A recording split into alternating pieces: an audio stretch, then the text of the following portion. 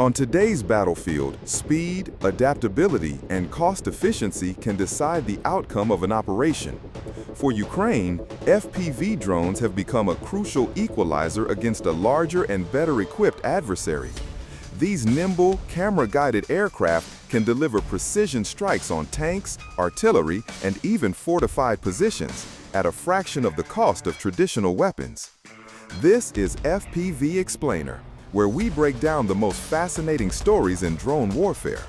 If you're enjoying this deep dive, hit the like button, subscribe, and drop a comment telling us what topic you want to see next.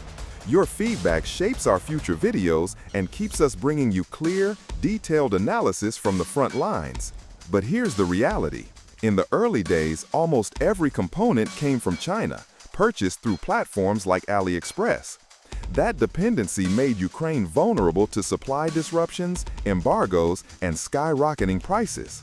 Over time, volunteers, engineers, and small workshops learned to source, adapt, and even redesign parts, sometimes using improvised methods, sometimes building from scratch, turning imported pieces into battlefield-ready tools. This shift from simply buying ready-made drones to assembling custom-configured machines gave Ukrainian operators an edge. They could tailor every unit to the mission, from range and payload to camera systems and flight stability. And in a war where every second and every dollar counts, that flexibility is priceless. Next, we'll break down how these parts make their journey from a seller's warehouse on AliExpress to a frontline-ready FPV drone in Ukrainian hands. The process often starts with a simple click, but what follows is anything but simple. Ukrainian drone builders scour AliExpress for motors, ESCs, flight controllers, antennas, and high-definition FPV cameras, balancing performance with price. They know that in a high-intensity conflict, every gram of weight matters, every milliwatt of transmission power counts, and every dollar saved means another drone in the air. But ordering from overseas isn't straightforward. China's export restrictions on drone-related components mean parts often travel a winding path, through third countries, hidden in mixed cargo, or even mislabeled to avoid delays. Intermediary suppliers in Europe, the Middle East, or Central Asia become critical links in this covert supply chain. Once the shipment arrives, each part undergoes inspection. Damaged boards, mismatched connectors, or counterfeit chips are common risks. So experienced assemblers test and verify every component before it's approved for use. In war, there's no room for good enough. A faulty wire in a workshop could mean a failed strike in the field. With parts ready, the next step is where craftsmanship meets combat necessity, the assembly phase, where raw components are transformed into lethal, mission-specific FPV drones. In the hands of an experienced Ukrainian assembler, a pile of wires, carbon fiber frames, and circuit boards becomes far more than the sum of its parts. The process begins with the frame, lightweight yet strong enough to absorb the shock of high-speed maneuvers or a hard hit on target.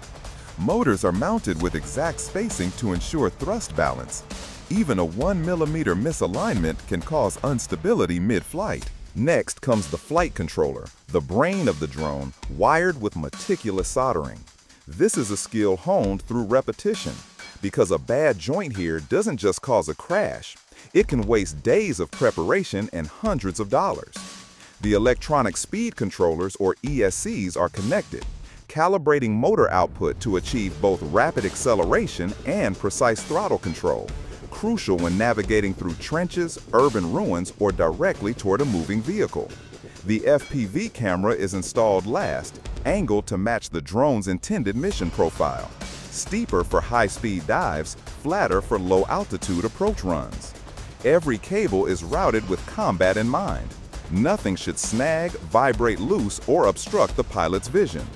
Once the build is complete, it's no longer just a kit from AliExpress. It's a battlefield asset, tuned for a specific strike. But before it ever sees combat, the drone must prove itself in controlled flight tests, where its true capabilities and weaknesses will be revealed. Once the physical build is complete, the focus shifts from hardware to software, where raw machinery becomes a guided weapon. Ukrainian assemblers connect the drone to configuration platforms like Betaflight, fine-tuning parameters that will decide whether it's razor-sharp in combat or sluggish and vulnerable.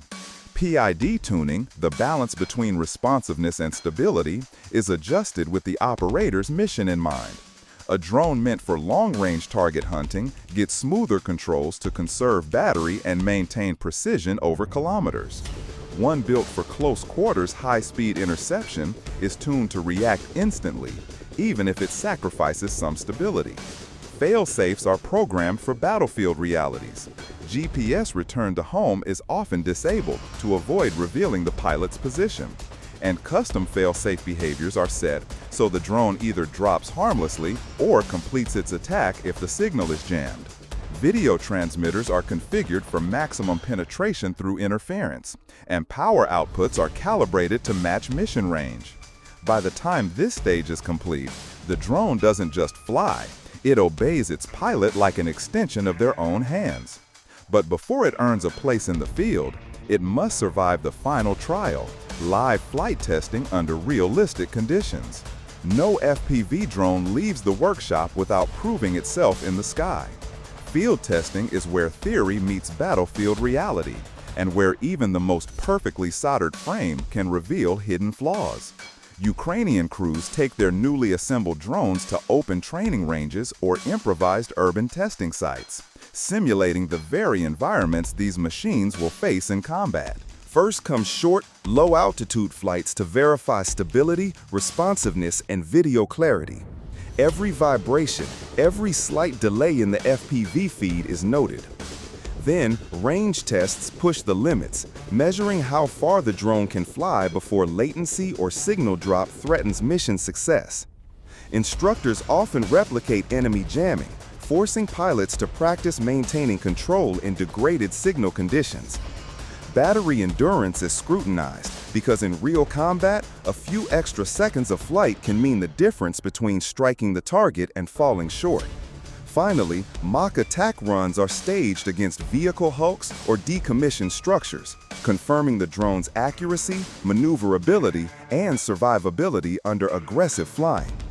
Only after passing these trials is a drone considered battle-ready.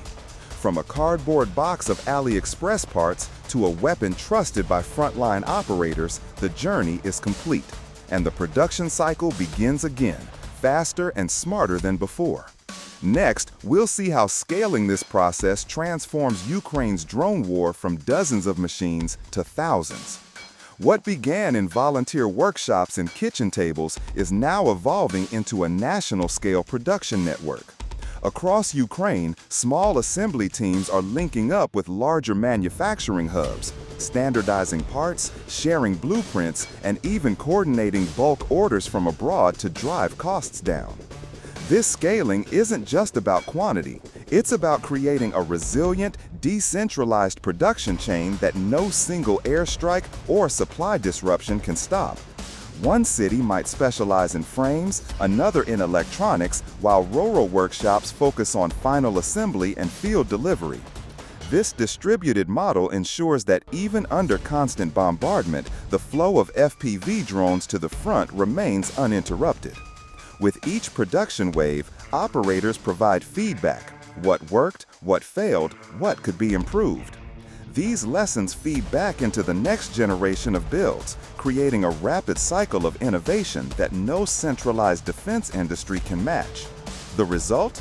Ukraine is not only keeping pace with the demands of drone warfare, it's rewriting the playbook for how modern militaries can adapt, innovate, and scale under fire. And as this network grows, the skies over the battlefield will only become more crowded and more dangerous for the enemy.